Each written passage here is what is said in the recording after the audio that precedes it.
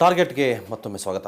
अन्ना हज़ारे जी, आपका जो कमेटी है, जो पब्लिक आप सरकार के साथ जुड़ के ये कानून बनाने के लिए एक कमेटी बना दिया, ये कमेटी के कुछ लोगों के खिलाफ इल्ज़ाम लगाया गया है कुछ भ्रष्टाचार के। आपको भी पता है उसके बारे में, आप भी बहुत बार उसके बारे में बोल चुके हैं। क्या क्या ख्याल है, किस लिए ये सब बाहर आया आपका कमेटी के अंदर आने के बाद? ये ऐसा होगा क्योंकि ये ड्राफ्ट बनाने वाले जो लोग हैं वो इतने अनुभवी है कि पहली बार ऐसे ड्राफ्ट बन रहा और वो सरकार को नहीं चाहिए, तो सरकार ने षड्यंत्र रचना शुरू कर दिया।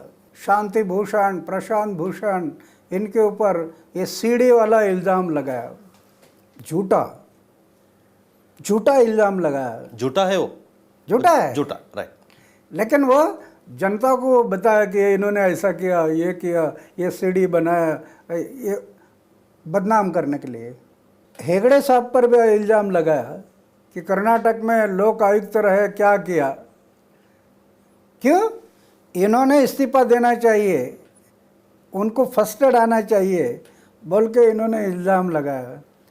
तो मैं सबको बताया, जिस पेड़ में फल होते हैं उसी पेड़ पर लोग पत्थर मारते हैं, जो पेड़ में फल ही नहीं वहाँ कौन पत्थर मारेगा। तो ऐसे जो इल्ज़ाम लगाते उसको डरना नहीं, हम संगठित होना और एक जन लोकपाल बिल, बस, उसके अलावा हम कुछ देखना नहीं। आप एक गांधीवादी है अन्ना जी, आप भी वो कमेटी में हैं, आप क्या खुद ही वो कमेटी में चले गए, कोई आपको उसमें डाल दिया है? क्योंकि गांधी कभी भी कोई कमेटी और सरकार के साथ नहीं थे। लेकिन सब बातें अभी गांधी जी के, जो गांधी जी का पूरा जीवन था उसी मुताबिक आज हम चले तो नहीं जा सकता। अभी तो समय बदल गया है, परिवर्तन आ गया है। कई बातें हमें, जैसे मैं कहा कि गांधी जी के साथ साथ छत्रपति शिवाजी को भी देखना पड़ेगा। शस्त्र नहीं चलाना, तलवार नहीं चलाना, लेकिन गांधी जी सोचते थे कठोर शब्द बोलना ये भी हिंसा है। तो अभी तो हम कठोर शब्द बोल रहे हैं, तो हिंसा कर रहे हैं हम, तो वो करना पड़ेगा, अभी समय आ गया। वो अन्याय के खिलाफ लड़ने के लिए महात्मा गांधी जी ने एक रास्ता दिखाया हमारे लिए, ये हड़ताल और भूख हड़ताल ये सब दिखाया। क्या अन्ना जी अभी भी वो गांधी जी का रास्ता काम आएगा, उसी रास्ते में आप जीत पाओगे? क्या क्या लगता है आपको?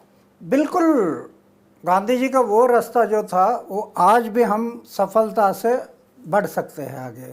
भूख हड़ताल, अहिंसा से, अनशन, धरना, मौन, ये तो कई सालों से हम कर रहे हैं।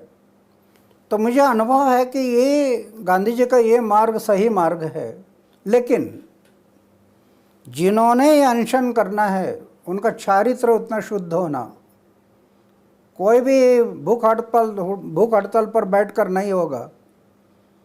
उसका चारित्र शुद्ध होना, आचार विचार शुद्ध होना, जीवन निष्कलंक होना, जीवन में त्याग होना और अपमान पीने की शक्ति होना, ये गुण है तो आपके शब्दों में वेट आ जाएगा, उसका प्रभाव समाज में होगा। तो जब अनशन करना है तो उसके साथ साथ इन बातों के भी हमें देखना है। ये शाम को शराब पीकर रास्ता चलने में अधूरा पड़ता और वो अनशन करने लगा तो कौन सुनेगा? उसका चारित्र उतना शुद्ध होना चाहिए, तो गांधी जी का मार्ग आज भी सफल हो सकता है। इसलिए आप पर भी एक इल्ज़ाम लगाया गया है, आप सरकार को ब्लैकमेल किया ये रास्ते से, क्या कहना चाहेंगे आप? ये तो मुझे कहा गया कि आप अनशन करके सरकार को ब्लैकमेल किया। अगर ऐसा लगता है सरकार को कि ये ब्लैकमेल है, तो मेरे लाइफ में मैं हमेशा ब्लैकमेल करते रहूँगा, समाज के भलाई के लिए, देश के भलाई के लिए। जिस ब्लैकमेल में देश की भलाई है, समाज की भलाई है, ऐसे ब्लैकमेल मैं मेरे लाइफ में करते रहूँगा, उससे मुझे कोई डर नहीं। सरकार से और कुछ कोई जो भी कहे आप पीछे नहीं हटेंगे? बिल्कुल नहीं, आप करते ही ऐसे ब्लैकमेल करते रहेंगे। सो आपको क्या लगता है, इस देश के आम आदमी भ्रष्टाचार के साथ एक समझौता किया है आजकल, क्या वो आम आदमी से क्या उम्मीदें है आपको? जो आम आदमी में जैसे एक आदमी है, उसको कोई भी काम कराना है तो वो पैसा देकर काम करवा लेता है। क्योंकि अन्ना जी हर जगह पे अब भ्रष्टाचार है, जी, उसी के साथ जीने के लिए वो निर्धार भी किया है कि कुछ अलावा उस रास्ता ही नहीं है। क्या क्या कहना चाहेंगे उस आम आदमी को? नहीं तो वो कुछ नहीं कर सकता, क्योंकि उसकी शक्ति नहीं है। पैसे दे बिना ना काम नहीं होता, इसीलिए तो ये कानून बना रहे हैं भाई। कोई पैसा देने की जरूरत नहीं। ये कानून में ये बात आएगी, एक टेबल का पेपर दूसरा टेबल पर 7 दिन के अंदर जाना, नहीं गया वो ऑफिसर को फाइन।